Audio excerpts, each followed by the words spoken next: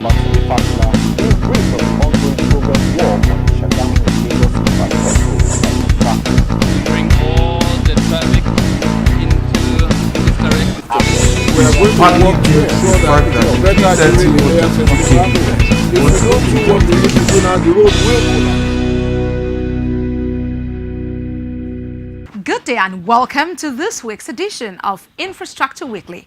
I am Abosede Omowi. This week, we'll be taking you around the nation once again to check the status of the various projects aimed at moving Nigeria to the next level, from the railways to roads, as well as water supply and irrigation projects. We'll be right back after this timeout. Don't go away.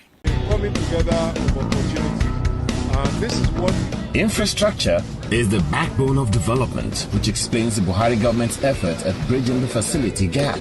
Infrastructure Weekly is a television package designed to bring you latest information on hundreds of development projects going on in various sectors all over the nation. there is no state in Nigeria today where you will not see our contractors busy at work. Power generation, rural electrification, road rehabilitations, national housing scheme, construction of roads and rail lines across the country, you name it. We are now able to produce 7,000 megawatt of power. That is no longer debatable. Infrastructure Weekly is Nigerians working together for a better Nigeria. So be better informed to take better informed decisions. Watch Infrastructure Weekly, showing on Channels Television Thursdays 2:30 p.m., NTA Network Wednesdays 5 p.m., and Core TV News Fridays at 8 p.m. Infrastructure Weekly, making development known. Welcome back. We take off this week from the power sector, where the federal government says it will criminalize estimated billing to ensure that Nigerians are no longer exposed to the vagaries occasioned by the inefficiency in the distribution arm of the power sector. Minister of Power, Works and Housing Babatunde Fashola disclosed this while speaking at the commissioning ceremony of transmission project in Kaduna State. The project includes the upgrade of the Mando Power Transmitting Station from 13.8 kVA to 33 kVA and is now connected to the national grid through the Shiroro Hydropower Station in Niger State. The minister also reiterated the commitment of the federal government to generate employment for Nigerian youth through the production of prepaid meters locally. Let's take a listen. The Mondo Power Station was established in the 1960s with a transmission capacity of 13.8 kV, which has been upgraded to 33 kV and is connected to the national grid through Shiroro Kaduna 330 kV lines. Fashola and company of other stakeholders in the power sector commissions power projects at Kakuri and Mondo Power Stations.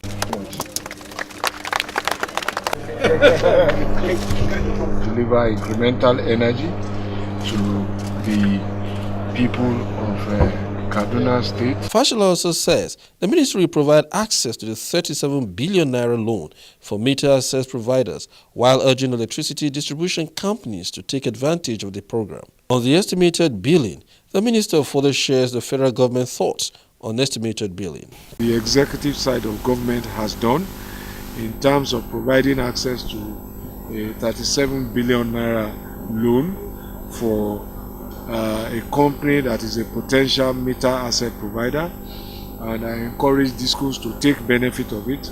The intervention by the legislative side of government seeking to pass a bill to mandate the elimination of estimated billing and possibly criminalize it.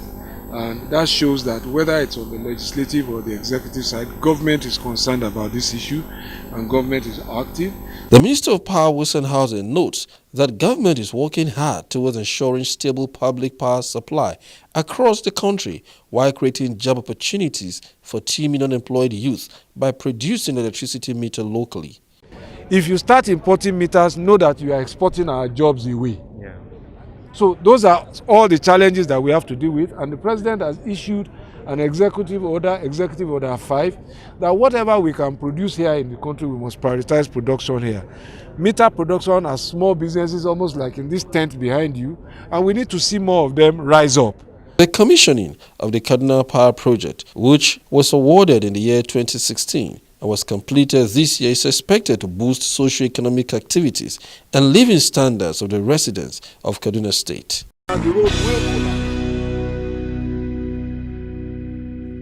Still on the power sector, the federal government says it is working with all stakeholders to ensure that the power sector delivers more for all Nigerians, not only to power homes, but also for small, medium-scale enterprises to stimulate growth, national development and employment. Minister of Power, Works and Housing, Babatunde Fashola, disclosed this in Kaduna at the end of the 28th Power Sector Stakeholders Meeting in the state. Let's take a listen. We have asked the DISCOs to send to us a list of areas and communities within their franchises where they are having difficulty providing energy for any reason whatsoever. We want to look at all of that and look at policies that we can enunciate to help get power to those people. Some of them are rural communities that need to be served by a different mechanism. Some of them may require that their energy consumption be subsidized.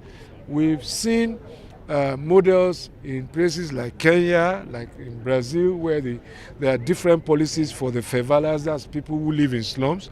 So, but we want the DISCOs to voluntarily indicate those difficult communities to us so that we can then look at them, look at the reasons why they're having difficulty and decide what is the best policy to ensure that they have energy that they can pay for.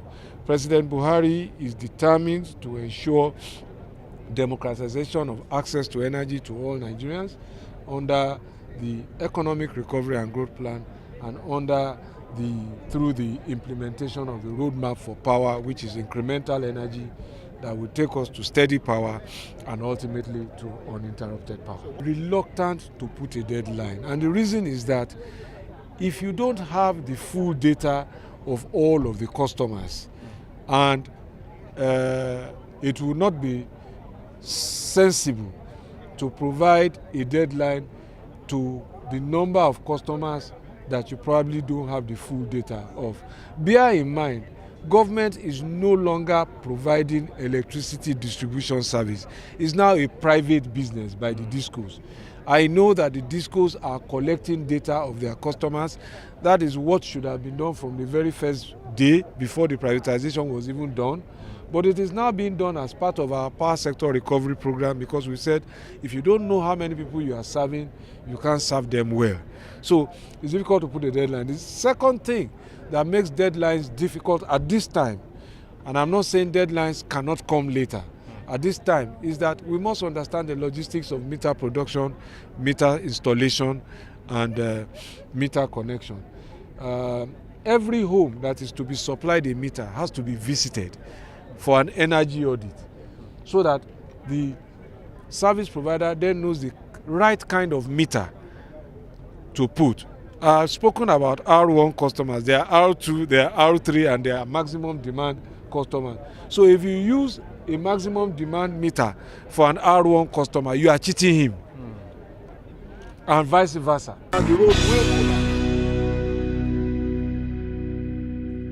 If you were just joining us, the program is Infrastructure Weekly, where we take an in-depth look at the activities of the Buhari administration in the infrastructure development of Nigeria. You can send us comments, feedback and inquiries on the social media handles showing on your screen. Please join us after this break for a look at the road sector. Don't go away.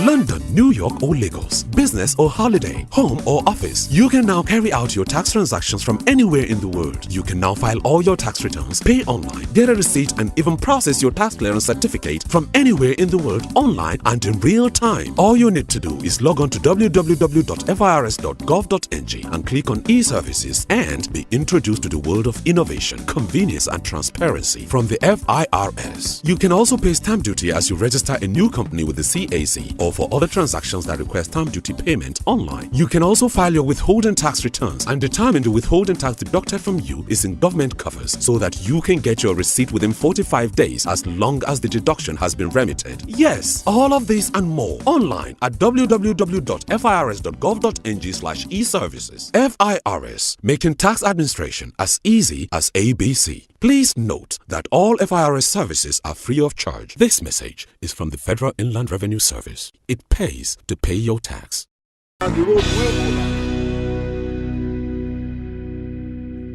Welcome back. The federal government says it will not relent in ramping up effort aimed at completing road projects currently ongoing throughout the country. Minister of Power, Works and Housing, Babatunde Fashola, disclosed this while speaking during an inspection tour of the Enugu-Port Harcourt Expressway. The federal government's strategy of boosting the nation's economy through infrastructure development across the country has started yielding results on the Enugu to Port Harcourt Highway project in the southeastern zone of the country.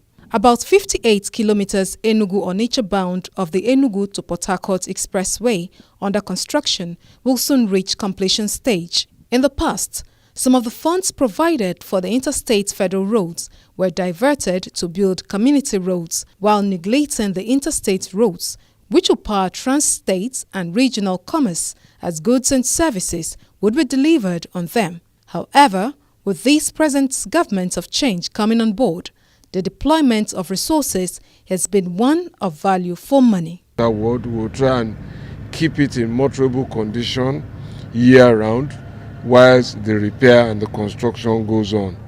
You will see that also it is a very erosion-prone area.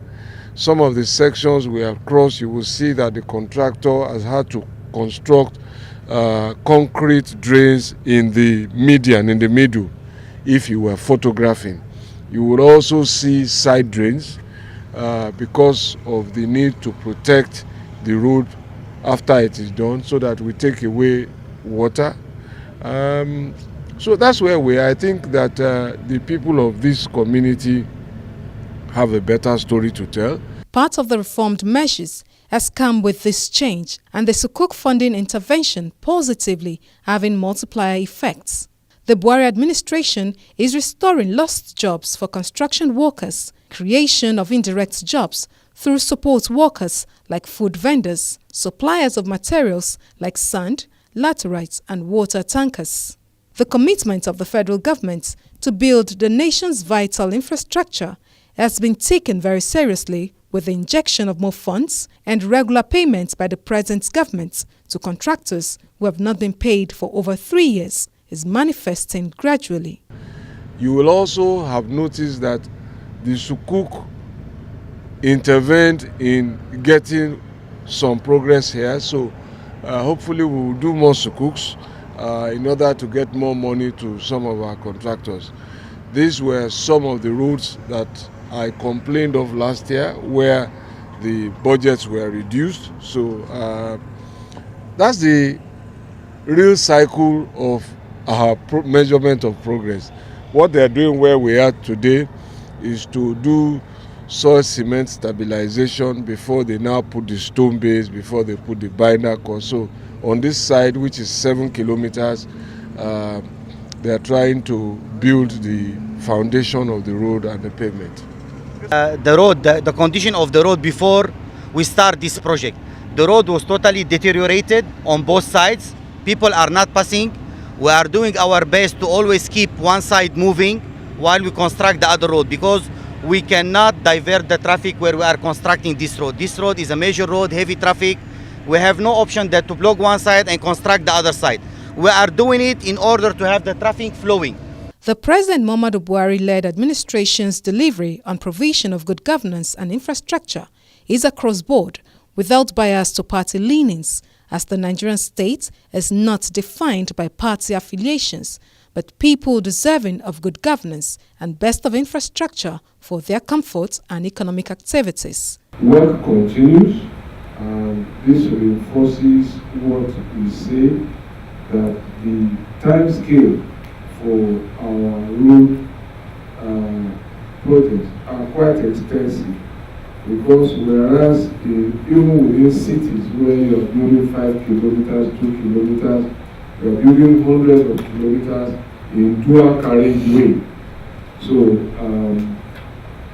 we urge you to continue to bear with us. We are making progress, and the contractor assures us that at the end of the year, there will be much more significant progress in that field. Thank you very much for the speed at Enugu Port Harcourt Road. Thank you. We pass there, from time to time. We also stop to look at what they are doing, and I can attest that they are doing a, very solid job. The little one that come into Ebonyi from Enugu State, that's Naira axis to Uburu. That's about 3 kilometers spur. I inspected it about last week, and I can attest they are doing beautiful job. It's a good job that they're doing, and the speed is very reasonable.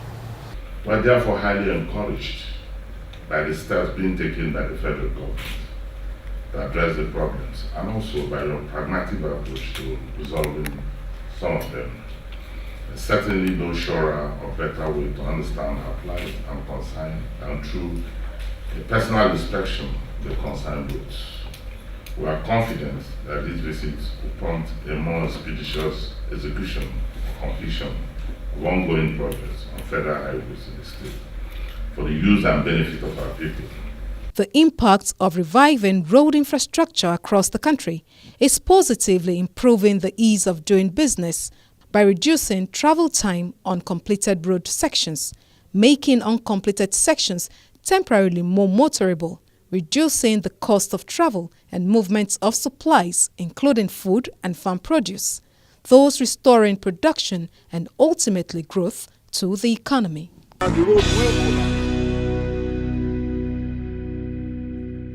You can get in touch with us on Facebook.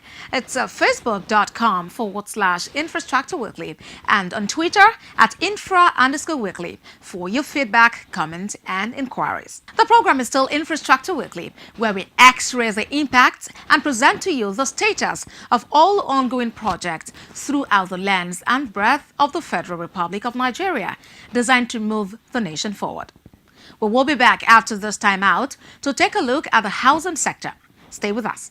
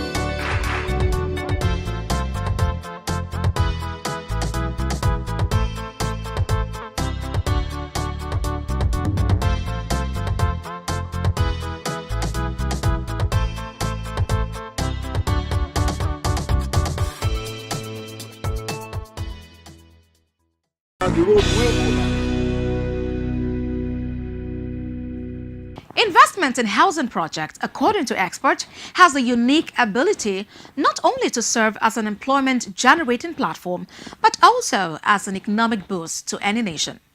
This, no doubt, is the thinking behind the federal government's drive to enhance investment in the sector through the National Housing Program. Let's take you to the project in Ibadan, the Oyo State capital, for a feel of this potential and how it is serving as a means to also open up communities. The 2016 National Housing Scheme in Oyo State, just like other ones in other states, have the building specification outlined in the design. We have totality, we have 24. Out of the 24, we have 16 two-bedroom apartments, and we have 4 one-bedroom and 4 three-bedroom. 2 units each are allotted to building contractors, which explains why the structures are at different stages of completion. At least the payment has been so good, and the payment has been coming forth. But what we are trying to say right now is, at least if the government can still come up with something like this again.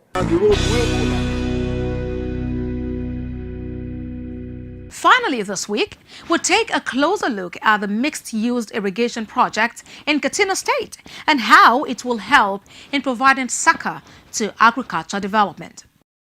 The SAPKE Dutsi Mashi Water Supply Scheme and the SAPKE Irrigation Project has the capacity to provide 250,000 gallons of treated water per day to the inhabitants, and it is the first regional water scheme ever to be commissioned in Katsina State. And this gigantic water supply project will be serving thousands of inhabitants of Daura, Mashi, Dutsi, Mai Adwa towns of Katsina State.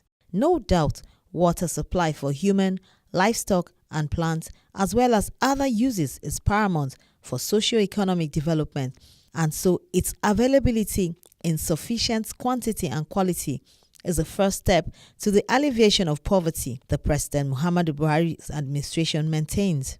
It is for this reason the All Progressive Congress-led federal government of President Buhari places a lot of emphasis on activities that will improve the quality of life of Nigerians. This makes infrastructure development one of the cardinal policy thrusts of his administration. The Sapke Dam Water Supply Scheme is a conventional water treatment plant with the capacity to provide 4,370 cubic meters per day, or 1 million gallons per day, of potable water to Daura and environs. The Dutsi and Mashi water schemes are package plants with each having capacity to provide 1,000 cubic meters per day, or about 250,000 gallons per day of treated water to Dutsi and Mashi inhabitants. In all, the three plants have a combined capacity to serve over 100,000 people daily.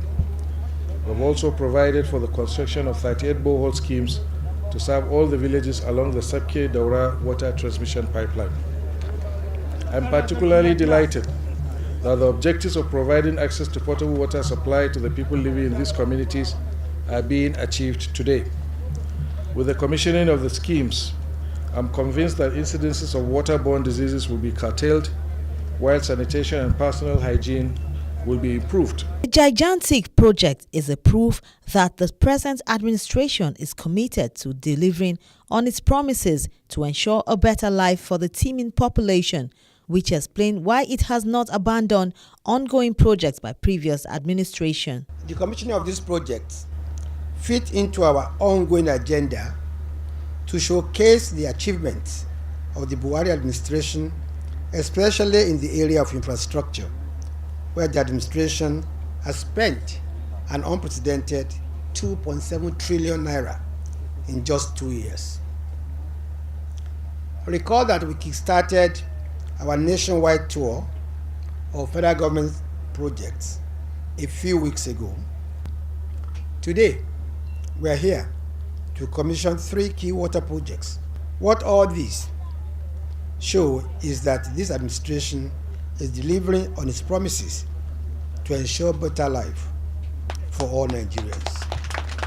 There is also need to create the enabling environment that will make operators to perform their duties as required and for water users to optimally contribute to the running cost of the facilities. As you can see, the canals now, the main canals have been, charged with water. Unfortunately, it's rainy season, so now most farmers are going to concentrate on wet season farming. But before the dry season, the next thing we need to do, first of all, the ministry is handing over the project to Sokoto Rima River Basin Development Authority, who will now be responsible for maintaining the dam and the irrigation scheme. But Katsina State government will be responsible for maintaining the water supply scheme. That's the way the arrangement is. So I've been admonishing the community to see this project as their own, to make sure that they keep charge of it, because the last 2 years when I came here, some of the works had been vandalized because the project was abandoned. Some of the concrete works, the people had been vandalizing there, and we had to put in more money in order to be able to bring this project to a final completion. So I'm appealing to the communities to do the needful by safeguarding the infrastructure that has been provided here.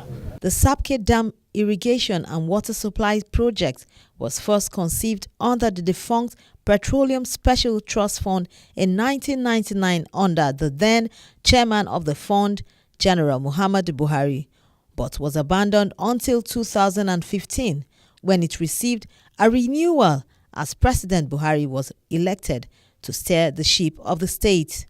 It is expected that these water facilities will be sustainably operated and maintained so as to provide long-term service to the people living in these communities, and this will require the involvement of all stakeholders, from the policymakers to operators and water users.